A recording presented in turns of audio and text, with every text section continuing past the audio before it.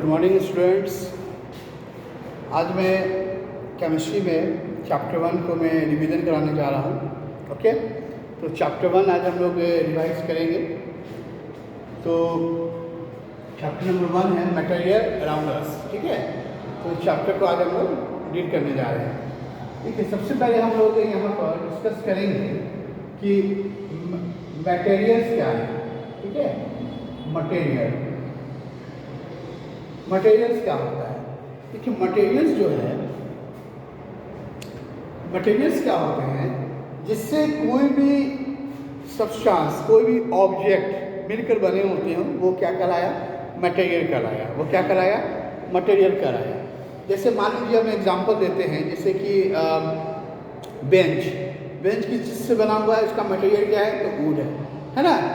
तो मटेरियल्स को हम डिफाइन कर सकते हैं शॉर्ट में, the object in which they made up of, है ना। The object in which they made up of is known as material. तो मटेरियल्स के बारे में लिखेंगे, हम सिंपली लिख सकते हैं the object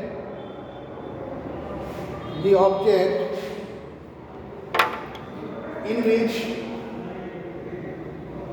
they made up of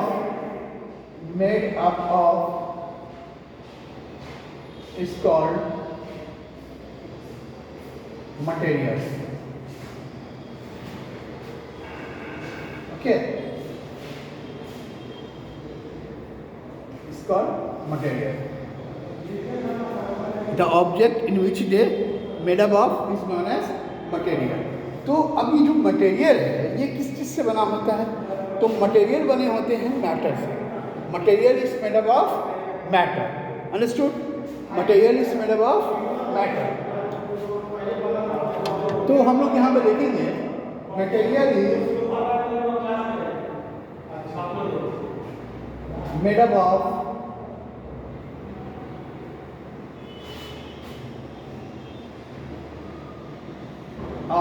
matter.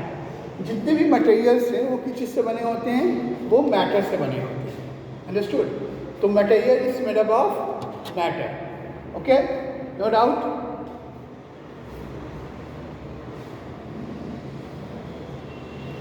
तो material is made up of matter.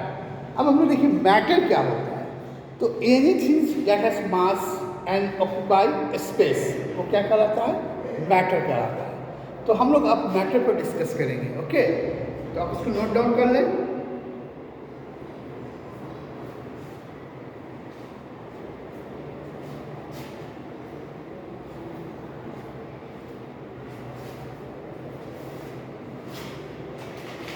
अब देखिए, अब हम लोग नेक्स्ट टॉपिक पे आते हैं, matter.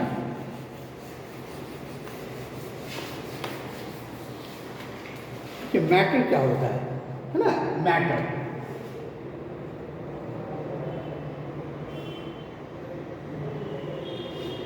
anything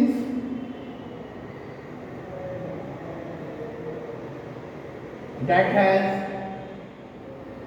mass and occupies a space is called matter. Okay, तो मैटर के बारे में ये जानते हैं कि एनीथिंग दैट हैज मास है, जिसके अंदर कुछ मास है, कुछ वजन है, जो जगह लेता है वो क्या कहलाया? मैटर कहलाया। तो मास जो है वो क्या है? The amount of matter content in an object. किसी ऑब्जेक्ट में जितना जो अमाउंट ऑफ मैटर है वो क्या कहलाया? मास कहलाया। तो पहले हम लोग ये डिफाइन कर लें कि मैटर क्या होता है। तो एनीथिंग दैट हैज मास, जिसके पास कुछ ना कुछ मास है, कुछ ना कुछ वजन है उसका, और वो जो जगह लेता है वो क्या कहलाया? मैटर कहलाया।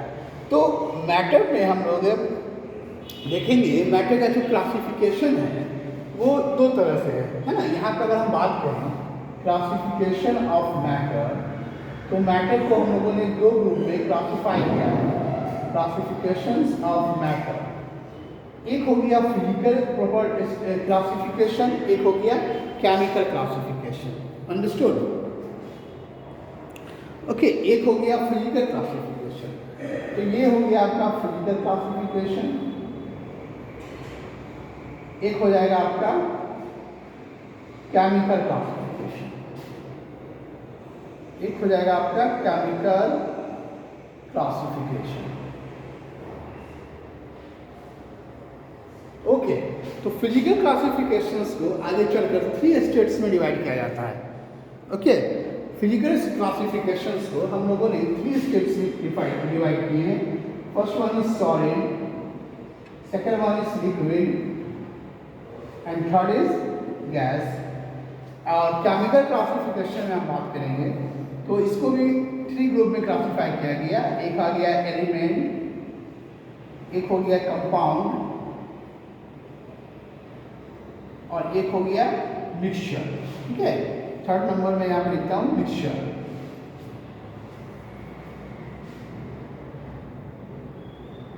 ओके, थर्ड नंबर यहाँ पे मैं लिखता हूँ mixture. Mixture, compound and mixture. तो ये 3 ग्रुप्स में इसको हमने क्लासिफाई किया। अंडरस्टूड? एक आ गया एलिमेंट्स, दूसरा हो गया कंपाउंड, दूसरा हो गया मिक्सचर, और ये आ गया सॉलिड लिक्विड गैस। जब हम हायर क्लास में जाएंगे तो हम सॉलिड फिजिकल क्लासिफिकेशंस को पढ़ेंगे। इसको भी 5 टाइप्स में क्लासिफाई किया जाता है। एक सॉलिड लिक्विड गैस, प्लाज्मा और BEC। ओके, तो ये 5 क्लासिफिकेशन और ये 3 क्लासिफिकेशन है। अंडरस्टूड? तो अब हम 1 बाई 1 सभी के बारे में पढ़ेंगे, सभी की प्रॉपर्टीज़ को जानेंगे कि सॉलिड्स का प्रॉपर्टीज़ क्या होता है, लिक्विड का प्रॉपर्टीज़ क्या होता है, गैसेस की प्रॉपर्टीज़ क्या होती है। अंडरस्टूड? तो हम लोग अब डिस्कस करते हैं सॉलिड लिक्विड गैसेस।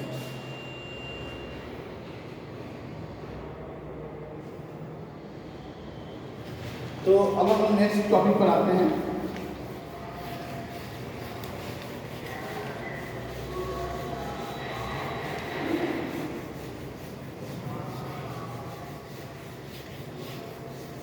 देखिए, पहला जो है ये सॉलिड। सॉलिड क्या होता है, पहले हम लोग सॉलिड को डिफाइन करते हैं। तो हम लिखेंगे state of matter, state of matter having different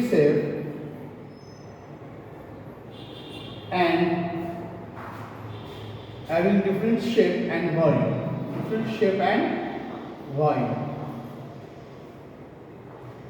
is known as solid. Okay, तो यही है सॉलिड। सॉलिड्स में क्या होता है, एक स्टेट ऑफ मैटर है, इसके पास डिफरेंट शेप है और डिफरेंट वॉल्यूम है, यानी वॉल्यूम भी डिफरेंट है और शेप भी इनका डिफरेंट है। तो ये हो गया सॉलिड हो गया। जैसे फॉर एग्जांपल अगर मैं सॉलिड्स के बारे में बताऊँ कि सॉलिड्स के मॉलिक्यूल्स कैसे होते हैं, 1 मॉलिक्यूल्स, 2 मॉलिक्यूल्स, 3 मॉलिक्यूल्स, 4 मॉलिक्यूल्स, यानी सारे मॉलिक्यूल्स आप देख रहे हैं एक दूसरे में क्या है, क्लोजली पैक्ड है। मॉलिक्यूल्स जो है इनके वो क्लोजली पैक्ड है, इनके बीच में थोड़ा सा भी हम गैप नहीं देख रहे हैं। ओके, सॉलिड्स की जो मॉलिक्यूल्स हैं वो क्लोजली पैक्ड है। ठीक है, क्लोजली पैक्ड है, ये क्लोजली पैक्ड है, या हम इसको बोल सकते हैं क्लोजली पैक्ड, है ना, या हम इसको बोल सकते हैं कि मॉलिक्यूल्स आर टाइटली पैक्ड, या क्लोजली पैक्ड भी आप बोल सकते हो, या फिर आप इसको टाइटली पैक्ड भी बोल सकते हो। अंडरस्टूड? सो ये सॉलिड्स में एक चीज़ और हम देखते हैं कि सॉलिड्स में क्या होता है कि इंटरमॉलिक्यूलर स्पेस बिल्कुल नहीं होता है। देख रहे हैं आप, सॉलिड्स में इंटरमॉलिक्यूलर स्पेस जो है वो बिल्कुल दिखाई नहीं देता, मतलब नो इंटरमॉलिक्यूलर स्पेस। जो पार्टिकल्स होते हैं सॉलिड्स के वो क्या होते हैं, टाइटली पैक्ड होते हैं या क्लोजली पैक्ड होते हैं। There is no intermolecular space between the particles. Solids में क्या होते हैं कि इसमें जो फोर्स लगता है, फोर्स ऑफ अट्रैक्शन, वो बिल्कुल क्या होता है, टाइटली पैक्ड है ना, बिल्कुल स्ट्रॉन्गेस्ट, सबसे स्ट्रॉन्गेस्ट अगर इंटरमॉलिक्यूलर फोर्स ऑफ अट्रैक्शन का अगर हम बात करें तो वो सॉलिड में ही रहता है। सबसे ज़्यादा है ना इंटरमॉलिक्यूलर ऑफ अट्रैक्शन किसमें होता है, सॉलिड में होता है। अंडरस्टूड। तो सॉलिड्स में इंटरमोलिकुलर फोर्स ऑफ अट्रैक्शन जो है वो सबसे स्ट्रॉन्गेस्ट होता है ना। अगर हम कंपैरिजन करेंगे लिक्विड और गैसेस का तो सॉलिड में सबसे ज़्यादा है।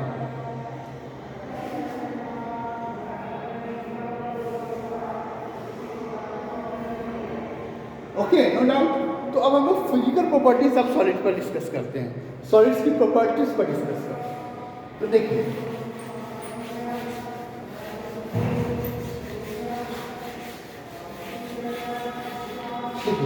सॉलिड्स की प्रॉपर्टीज क्या है, हम लोग डिस्कस करेंगे properties of solid.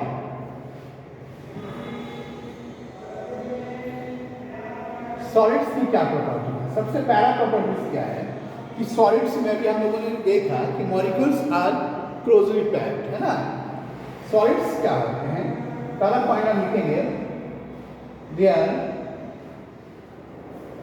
Molecules are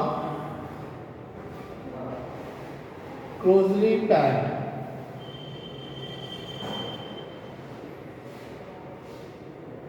okay, दूसरा पॉइंट में हम लोग लिखेंगे, they have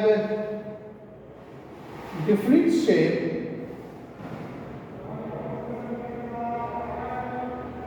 and different volume।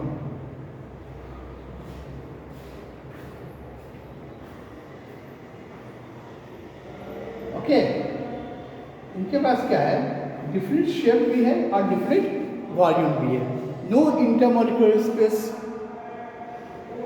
अब हम लिख सकते हैं नो इंटरमोलिकुलर स्पेस, इनके बीच में इंटरमोलिकुलर स्पेस नहीं होता है। No intermolecular space between the particles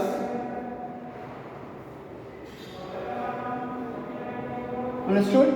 तो इनके बीच में इंटरमोलिकुलर स्पेस जो है वो बिल्कुल नहीं होता है, बिल्कुल नहीं होता है। ओके, तो यहाँ तक नो डाउट्स, ठीक है। तो पहला कॉन्सेप्ट ये है कि the molecules are closely packed, they have different shape and different volume, no intermolecular space between the particles. Okay, फिर हम लोग फोर्थ पॉइंट में बात करेंगे कि सॉलिड के केस में क्या होता है। ये सॉलिड्स जो हैं वो डिफ्यूजन प्रॉपर्टीज जो है वो बिल्कुल शो नहीं करते हैं, they do not show the properties of diffusion, ठीक है। तो सबसे कम अगर डिफ्यूजन्स होते हैं ना के बराबर तो किसमें होते हैं? सॉलिड में होते हैं। सबसे ज़्यादा डिफ्यूजन प्रॉपर्टी को शो करता है कौन? तो गैस करता है। कौन करता है? गैस करता है। अब देखिए फोर्थ पॉइंट में हम लोग डिस्कस करेंगे, यहाँ फोर्थ पॉइंट में लिख रहा हूँ। फोर्थ पॉइंट में दे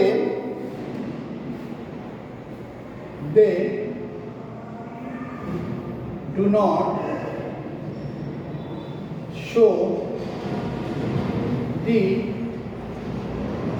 properties of diffusion। ओके, ये डिफ्यूजन प्रॉपर्टी को बिल्कुल शो नहीं करता है सॉलिड, अंडरस्टूड।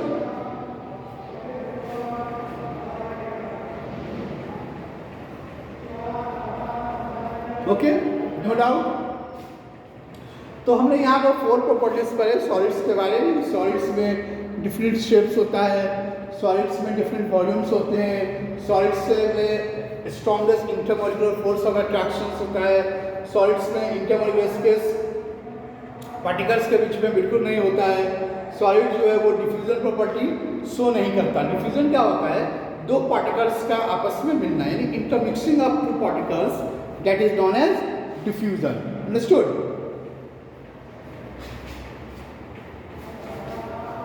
अब मैं आपको बताऊंगा कि इंट्रामोलिकुलर फोर्स क्या होता है और इंट्रामोलिकुलर स्पेस क्या होते हैं। ओके, ध्यान रखिए।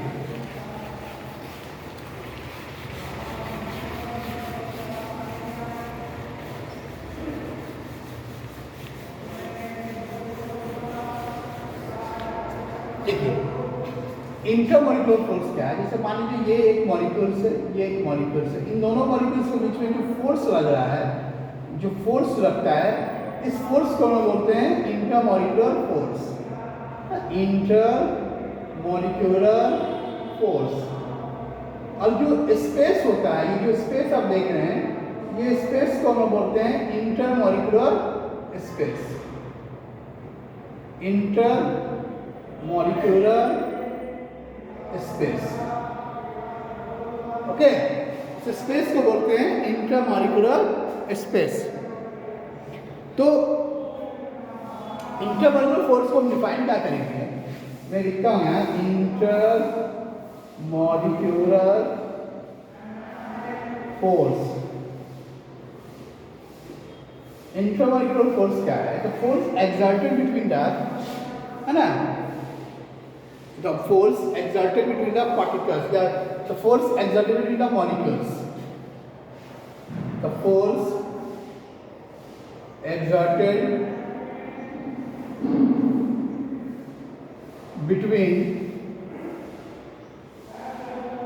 the two molecules या two particles भी आप लिख सकते हैं, है ना, is known as intermolecular force, is known as intermolecular force। Understood? जो फोर्स दो मॉलिक्यूल्स के बीच में जो लगा है वो क्या कहलाया? आपका इंटरमॉलिक्यूलर फोर्स कहलाया। अंडरस्टूड? No doubt? इसको नोट डाउन कर लें।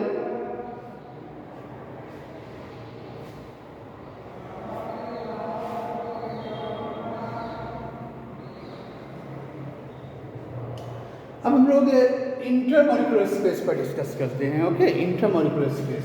देखिए इंटरमॉलिक्यूलर स्पेस क्या है?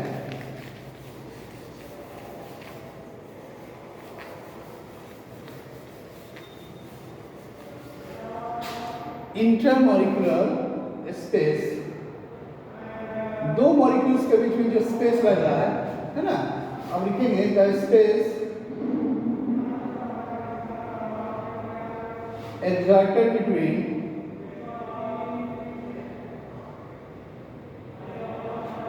space exerted between the two molecules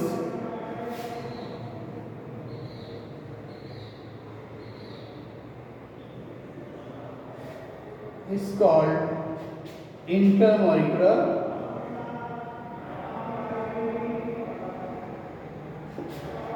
space। Understood?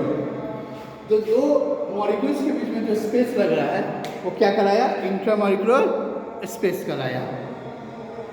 Understood? No doubt? I hope आप समझ गए होंगे। ओके।